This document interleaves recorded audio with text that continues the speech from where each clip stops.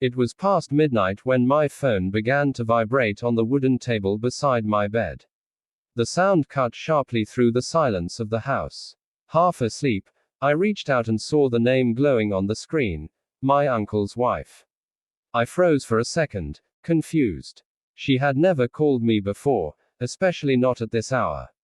Something inside me stirred, a quiet unease that told me this call would change everything. Her voice trembled when I answered. Please, can you come over? It's urgent. That was all she said before the line went dead. I sat up, my heart racing. The darkness around me suddenly felt heavier, pressing against my chest.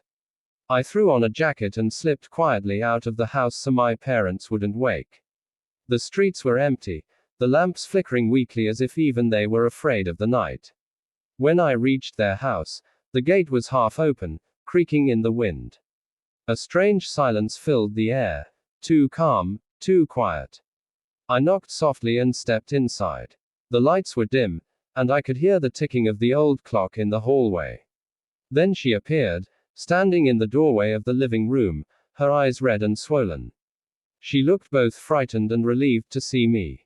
Thank you for coming, she whispered, her voice barely audible. I didn't know who else to call. I wanted to ask what was wrong, but before I could, she gestured for me to follow her.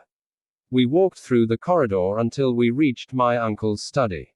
The door was slightly open, and the smell of alcohol hung in the air. Papers were scattered across the desk, and the lamp cast a lonely pool of light over the room. My uncle sat there, motionless, his head resting on his arms. For a moment, I thought he was asleep. Then she said quietly, "He hasn't woken up for hours." Panic gripped me. I rushed to his side and tried to shake him, calling his name again and again, but he didn't move. His skin was cold, and an empty glass lay beside him.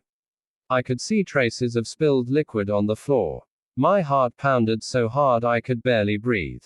She covered her mouth, tears streaming down her face. We called an ambulance, but deep down, I already knew it was too late.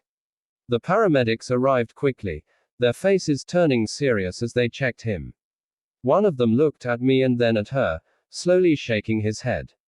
In that moment, everything inside me shattered. The man who had taught me how to be strong, how to face life, was gone. The night that began with a simple phone call had become the night my life changed forever.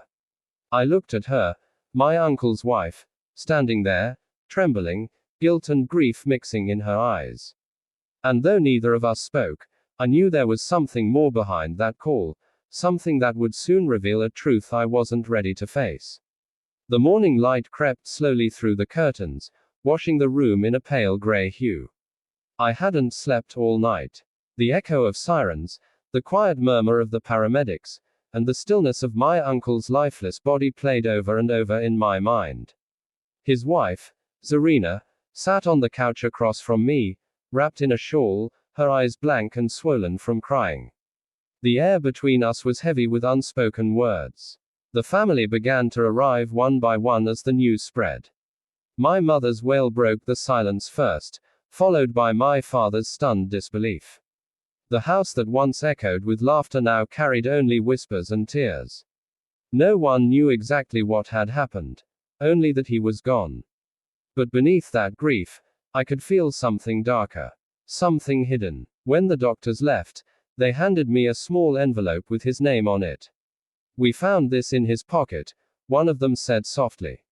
I stared at it for a long time, afraid to open it.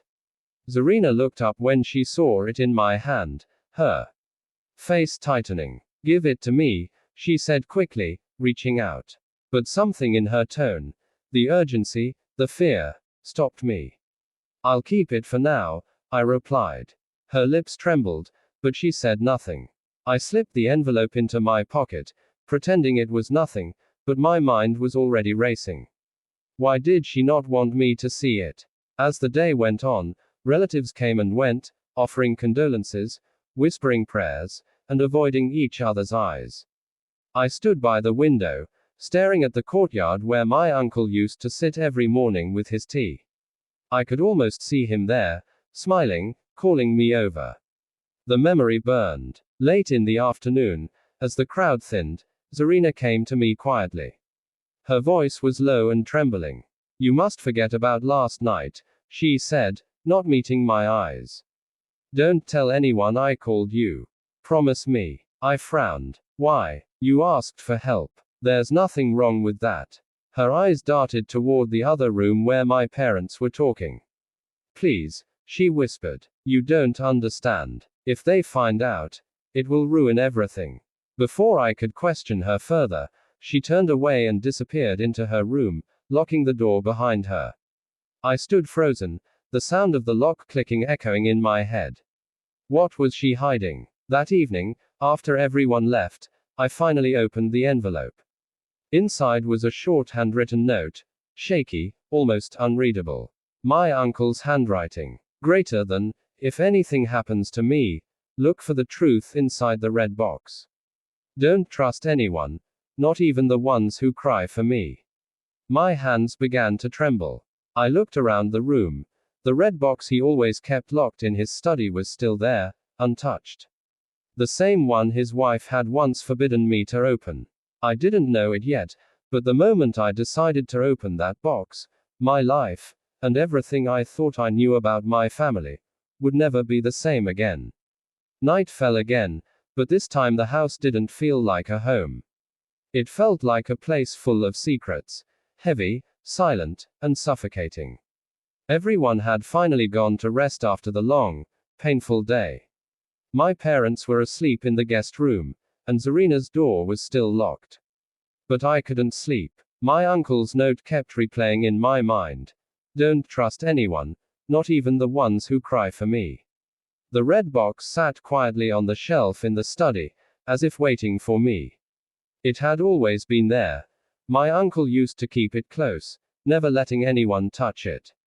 I remembered how he once told me, half jokingly, "If I ever disappear, that box will explain why."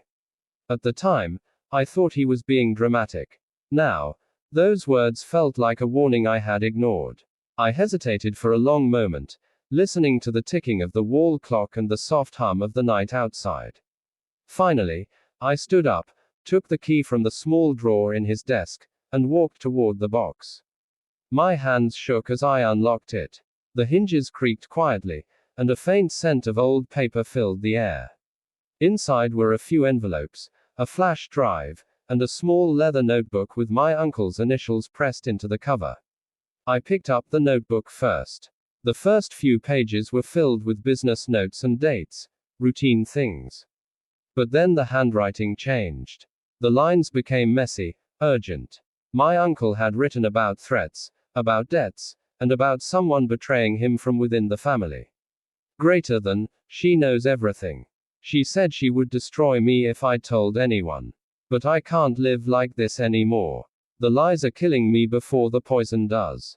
My breath caught. She. There was only one she he could be talking about, Zarina. My pulse quickened as I flipped through more pages. He described late night arguments, secret phone calls, and money that had gone missing. He even wrote that she had been meeting someone in secret, a man he didn't trust. Then came the last entry. Greater than, "Tonight, she made tea for both of us." I watched her hands shake as she poured it. I didn't drink it. I pretended to. "I think she knows I saw her." I dropped the notebook, my body trembling. Everything inside me screamed denial. It couldn't be true. Zarina had been crying all day, breaking down in front of everyone. Could it have been guilt, not grief? I turned to the flash drive next. Plugging it into his old laptop, I opened a folder labeled, "Truth." My uncle's voice filled the room, a hidden audio recording.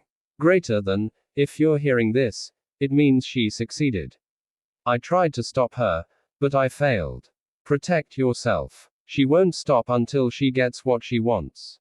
The screen flickered with images, scanned documents, bank transfers, property deeds, all showing Zarina's name beside a man I didn't recognize. The truth hit me like a storm. She had planned everything. Just then, a floorboard creaked behind me. I turned sharply. Zarina stood in the doorway, her face pale but calm, her eyes reflecting both fear and fury. "I told you not to open it," she said quietly, her voice cold and trembling. "Now you've made a mistake you can't undo."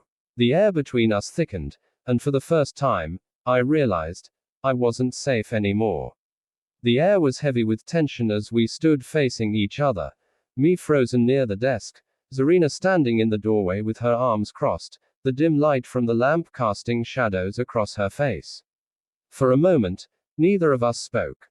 Only the quiet hum of the laptop and the sound of my pounding heartbeat filled the room. She took a slow step forward, her eyes dark and unreadable. "You shouldn't have come here tonight," she whispered. "He warned you to stay out of things that didn't concern you." I clenched my fists, trying to steady my voice. "He trusted me. And I think he knew this would happen. That you'd try to hide the truth."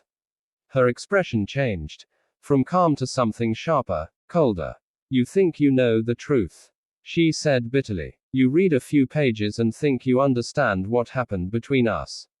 She laughed softly, but it wasn't a kind laugh. "You're just a boy playing detective."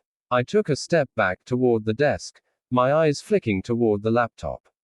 The files were still open, the evidence clear.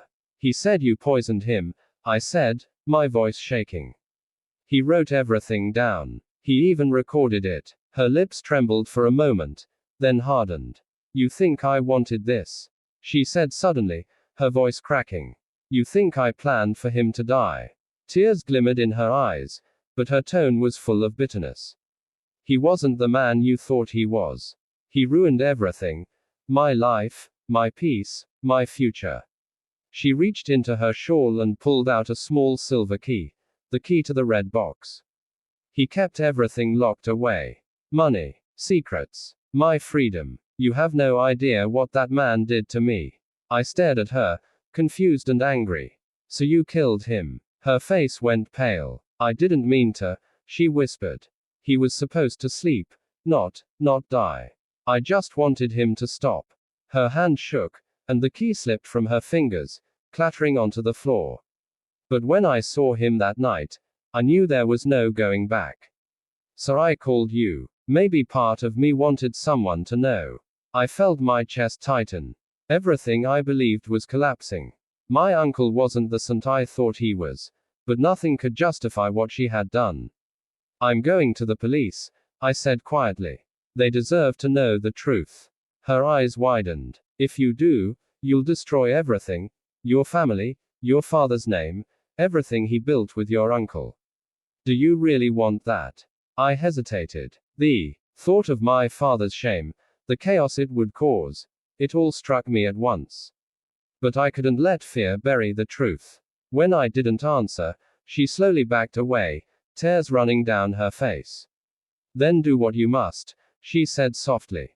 "But remember this, truth doesn't set everyone free. Sometimes it destroys what's left." She turned and walked out of the study, her footsteps fading into the darkness. I stood there, staring at the open box, the laptop still glowing faintly beside me. My uncle's words echoed once more in my head. "Don't trust anyone, not even the ones who cry for me." And as the first light of dawn broke through the curtains, I realized that my life, and everything I thought I knew about love, loyalty, and family, had been shattered beyond repair.